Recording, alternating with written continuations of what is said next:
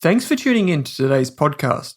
Please remember that all of the information in this podcast episode is limited to general information only. That means the information is not specific to you, your needs, goals, or objectives, so you should seek the advice of a licensed and trusted financial professional before acting on the information. And before you acquire or apply for a financial product, please read the PDS or product disclosure statement, which should be available on the issuer's website.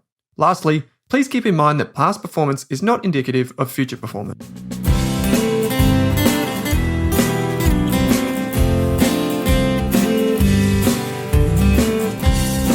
Jason, thank you so much for joining me on the Australian Finance Podcast today, all the way from sunny New Zealand. Hello. It is really sunny here today. Yeah. I'm very jealous sitting here in Melbourne looking at the gloomy skies, but lucky you're over there. For context, I've just flaunted what's outside the window by just showing Kate the blue skies and the water. Yeah, it's a beautiful day here today, but it's probably going to snow in the next couple, so we'll take what we can. Oh my gosh, like 2 seasons in a week. That's crazy.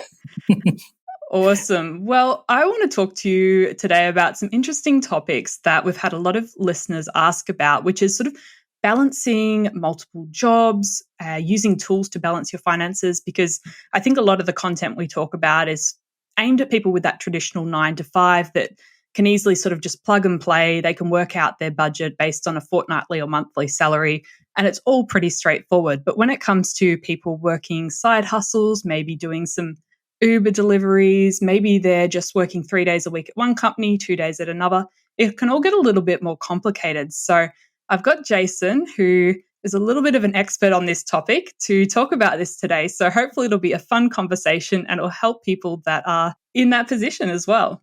Glad to be here. Thanks for having me on your show. Awesome. Well, Jason, to kick it off, I know you're a little bit of a tech nerd, so it'd be great to have a quick intro to you and Pocketsmith and what you do all day. Okay, well, we make software that helps people make good decisions by answering questions about their money. So this could be small things like how much did I spend on coffee last month, to big things like how much will I have in 3 years if I made some changes, or how do I track my taxes for my Airbnb. We connect to all the major Australian banks to help automate the money management process for Australians. How did you end up running this company? Well, we founded it 13 years ago, and the idea was very simple. We were looking to make a very simple app that would help people forecast their finances and look at their money in a calendar. And that feature is still in our product today. But just over the years and listening to what our customers needed in order to get better clarity over their money, we've learned that personal finance isn't a one-size-fits-all problem to solve. And everyone has their own journey. Everyone looks at their money in their own different way. And so that's why we've got Pocketsmith today, which is really a product with many features that our customers can snap together. They can design a solution that helps them at any point in their life with the problems that they want to solve with their money. And I think that's a really important point to acknowledge, that personal finance is just so personal and you have to be able to customize it to your own needs and objectives, because just slapping on like an approach that's worked for someone else just might not work for you. So it's really important to sort of think about how you can integrate something into your own life and a system that's works for your needs and objectives. Yeah, that's very true. And historically, that would have been the spreadsheet. But again, there are people who work very well with spreadsheets, but it still takes a lot of work, takes a lot of time. And beyond this, we're learning increasingly that personal finance isn't entirely personal too. You have multiple stakeholders in your finances. So if you're in a family or you've got a partner, there are multiple people who need to understand how your finances are working. And so that's where our product is going. It's about letting, for example, we can make multiple dashboards with simplified views of your money for some people, complex views for other people. The key thing is in communicating your financial situation in amongst the people that you care about and that you want to take care of. So let's talk about that modern dilemma of balancing multiple jobs and incomes. What is your take on this? What are your tips? How do you think that people could approach this better? It's a great thing because technology today allows us to pursue different vocations and passions. And it's exciting because we've got options, right? It's been said that the future of work is 60-30-10. And that means in terms of your income split, 60% comes from your main hustle, 30% from your side hustle, and 10% from your passion or learning project. And what this means is that we get to choose where and how we invest our time now. So we get to evaluate the job in terms of what it brings to us. And it's not just in terms of income, but happiness and personal satisfaction and personal development. The challenge, though, with multiple incomes is that we need to be now more financially skilled, because instead of one steady paycheck, as you mentioned earlier, easier to budget for, we have to manage multiple and possibly variable paychecks. And if we don't handle this well, we could end up in a worse financial situation, which just makes the whole thing a lot less pleasant.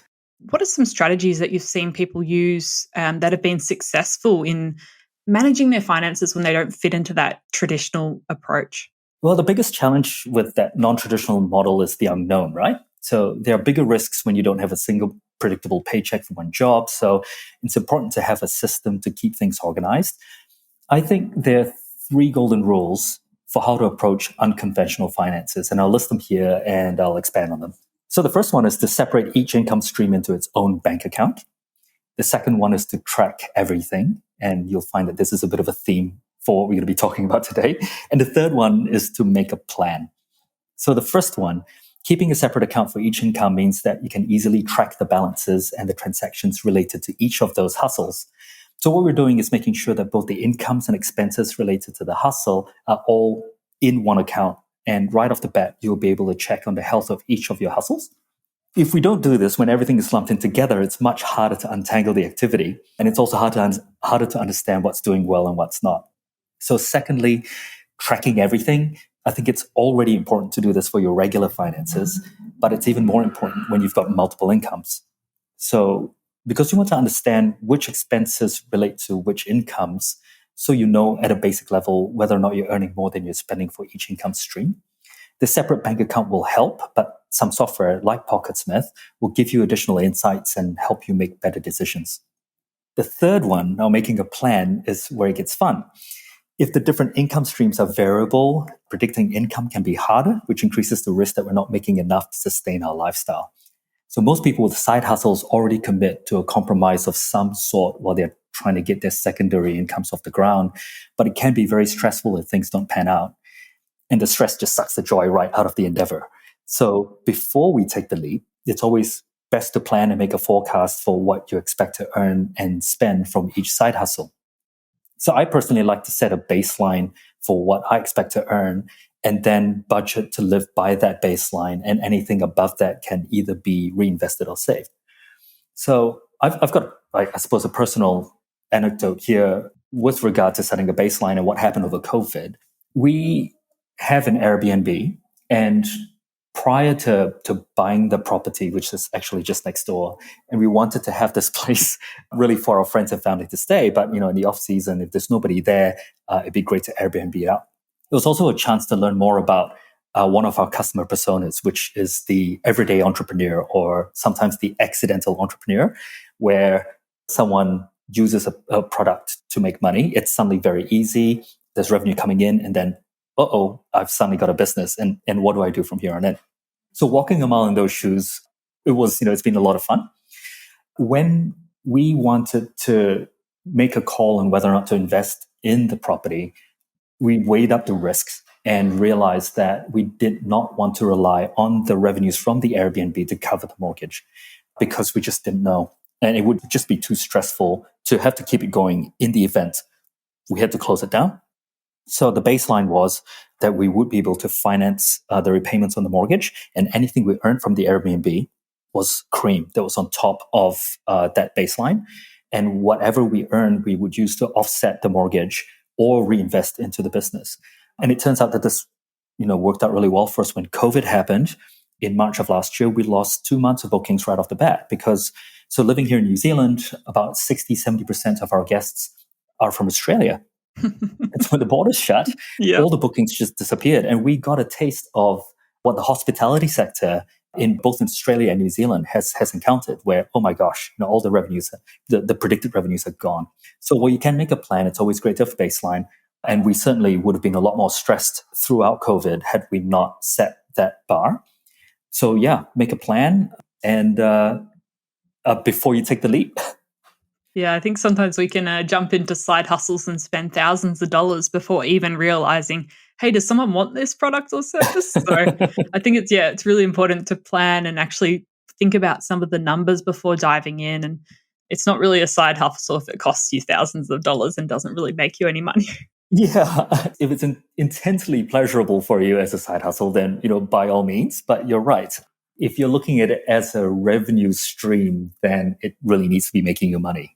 I think it's interesting the other point you said about the accidental entrepreneur, because there's so many apps now that people can rent out their pool, their garage, their car park spot, their spare bedroom, like even their items. It's just amazing, like all these sudden revenue streams that you could potentially have that 5 years ago didn't exist or you hadn't even thought about.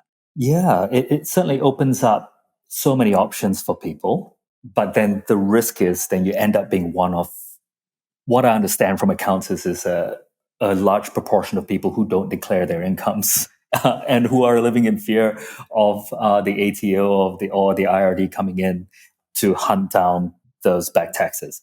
So I think we are not educating people quickly enough about how to navigate the world of managing multiple income streams, which is, I guess, exactly why you've put this topic together for the show.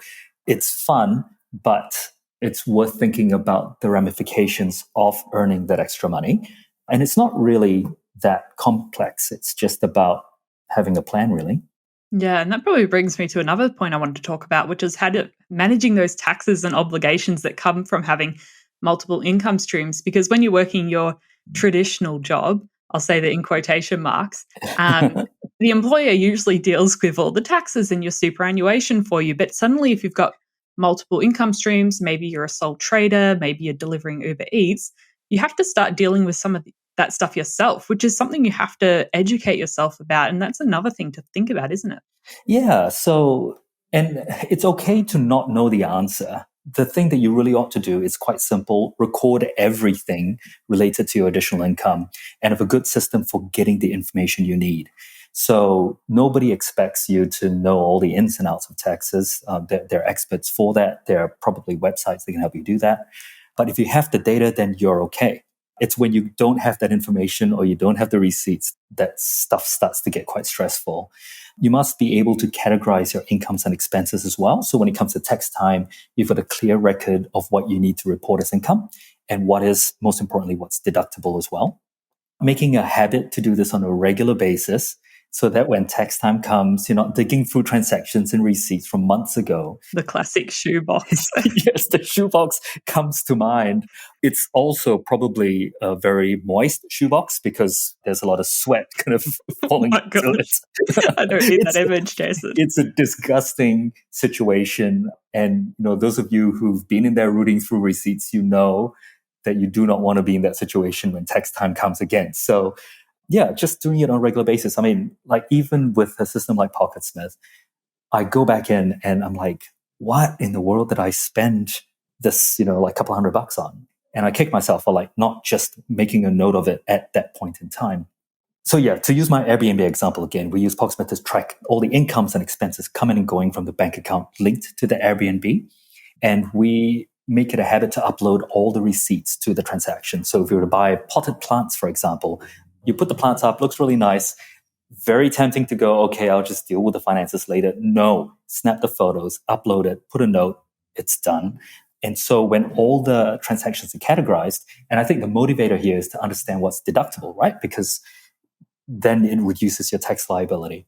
So knowing also what the personal expenses are from our Airbnb account. So if we were to pay ourselves or to treat ourselves to something, what is not deductible, but other things like utilities, cleaning supplies, firewood, treats for the guests, that sort of thing, all of that gets categorized as we go. And so when it comes to tax time, I click a button, I run one report, and voila, there it is.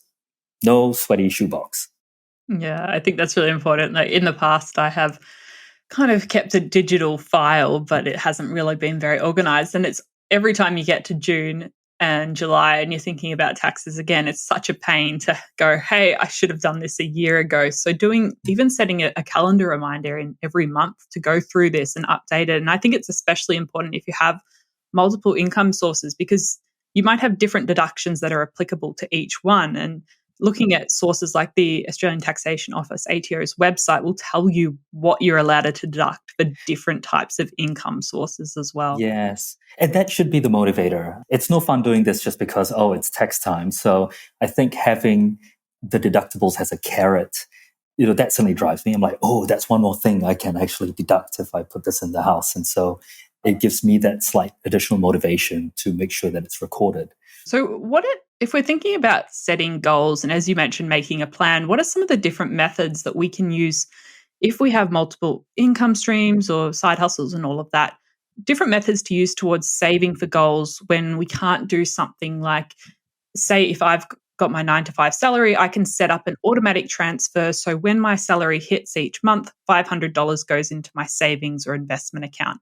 If I can't do that because maybe I'm a freelancer and I just don't know what income's coming in this month, what are other ways we can use to work towards saving and investing goals when we don't know exactly what's coming in? That's a very good question. And it is a very tricky situation because variable incomes mean variable savings, and your goals need to be attainable based on those expected earnings. So my one key method would be to treat your side hustle like a business, which I think you should side hustle as a business, and pay yourself when you can. So I think there are 3 steps you can take to make this happen. The first one is to budget for your monthly expenses. So you need to understand how much it costs for you to earn this income. To your point, you might be sort of spending yourself into a hole. So understanding the expenses is very important. And this is effectively your break-even number, which means that you'll need to make more than this to save. And then add to that a buffer or an emergency fund. So how much money your hustle can access if it needs it. And this means that if you need to reinvest it in something, or if you earn less than expected, you've got that spare cash in that account so that your account doesn't go below zero. Anything beyond this is money that you can use to pay yourself and put into your savings, which should sit in a different account. So the key idea is to understand when you have a surplus and what it means to have a surplus. So surplus is obviously, in this case, more than just zero in your bank account. You need to earmark stuff for your overheads, if there are overheads, and again, that emergency fund, and then make a plan to bank a proportion of it. Because again, as with any business, you need to reward yourself, and setting a rule for that makes that side hustle a lot more enjoyable. And if you're not rewarding yourself, then you need to ask the question as to whether or not that side hustle is paying off, literally. The beauty of variable income is that you technically have an unlimited upside as well. So, versus your standard paycheck, if you do really well, you could hit your savings goals a lot quicker than expected. And so that's always important to bear in mind. And I know a lot of people, if they are saving for a big goal, maybe like a first home deposit or a car, they might take on extra work or a side hustle or some Uber deliveries. They might plan exactly, I'm going to do this for 6 months so I can save $10,000 extra for my goal, and then I'm going to stop. And I thought that was quite a good approach where you put a timeline so hey, I'm going to get my weekends back eventually. I'm only doing this for a set period of time to reach a goal. Yeah. I think that's a really important thing to note too, because you could get carried away. And particularly in these times, it's so important to look after your own well-being and to assess probably on a regular basis, is this working out? Because it is a passion project, and you might be lucky enough to be one of those people living in the 60-30-10 rule, where you've got the side hustle, you've got the passion project, and you love doing it. And really that should be, not all of us are fortunate enough to have a side hustle that is a passion project, to your point. Sometimes it's just about finding a bridging solution or something that helps you bring in additional income. So very important, to your point, to set some goals and to give yourself the option to step back if you've hit them. I think that's really important to think about, and especially, like as you said, mental health. And I think sometimes we can over side hustle or hustle with we take on too many different jobs or commitments, and then we can burn ourselves out, which might mean we end up spending more money just because we're not in a place we can manage it in a healthy way. And so I think that's another really important thing to think about, is not going too far in either direction. Yeah, and that's probably not talked about very much when it comes to personal finances, right? Usually it is about the attainment of a goal, or how do we get into the housing ladder, or all of these things. But very little is said, I think anyway, about what it means to be happy, because that's really where we all want to be. And different people have very different perspectives on what it takes to attain happiness. And it isn't always about having a lot of money or a house. Sometimes the absence of financial stress is happiness. Yeah, and I think financial stress is a major thing that affects people's well-being, especially their financial well-being. So it's an important thing to think about. And if you can use a tool like a budgeting software, or even if you want to use a spreadsheet, to actually just know what's coming in, what's coming out, so you know you're in a position to meet your rents and obligations every month, that can really alleviate some of that pressure. Yeah. And, again, to pick the solution that suits you is really important. And that depends on just how complex your finances are. So if we were to try to figure out, we're talking here about Pocketsmith, we're talking about spreadsheets, but really the temptation for some is to just jump right into a software package or a solution and try to work your way around it. But I think it's so important to determine first what you want to know, what you need to know, and what are some of those questions you need answered in order to have that clear picture of where you're headed. And then you find the right solution that fits. Otherwise, it really becomes a bit of a chore trying to make the solution fit your situation. So for some people, pen and paper could suffice, right? It's just about writing down your commitments. And very quickly, the goal is to outgrow that solution and then understanding what some of the pain points are, which then helps you understand what you need to upgrade to. Well, Jason, after your 13 years of helping people manage their money better at Pocketsmith, what would be your number one takeaway strategy for listeners who are balancing multiple incomes this year and beyond?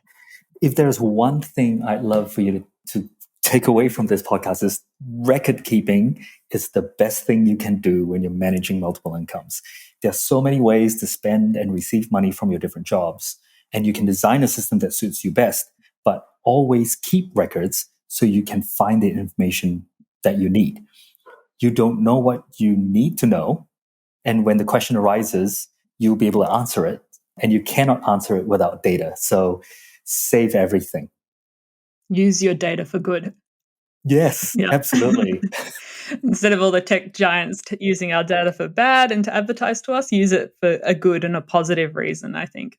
Yeah. We've got an opinion piece about this. So the consumer data right over in Australia has been a really good thing. So it's a step towards open banking.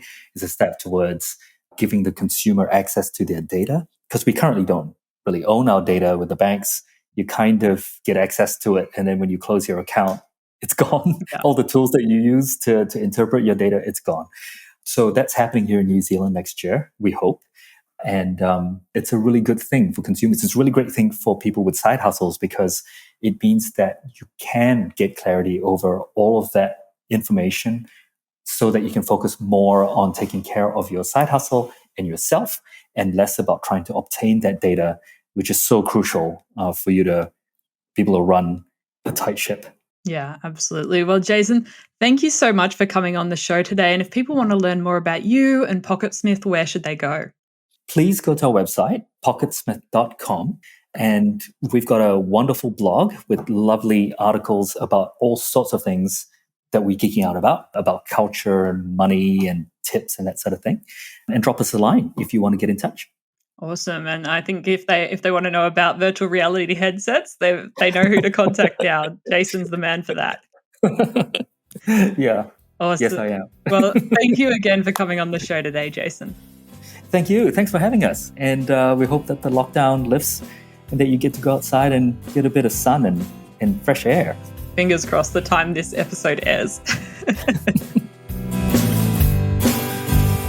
Thanks for tuning in to this episode of the Australian Finance Podcast, where our mission is to improve the financial futures of all Australians. If you'd like to learn more, create a free account at rask.com.au/account to download free episode workbooks, bonus resources, and take our amazing free personal finance courses. You can also join our online community by following the link in the description. If you enjoyed the show, what we'd love is for you to leave us a snappy review on iTunes. And you can follow us on Twitter and Instagram at Rask Australia. Kate and I are also on both of those channels. Finally, if you have any feedback, suggestions for episodes or guests to come on the show, or you just have a question for us, shoot us an email at podcast@rask.com.au.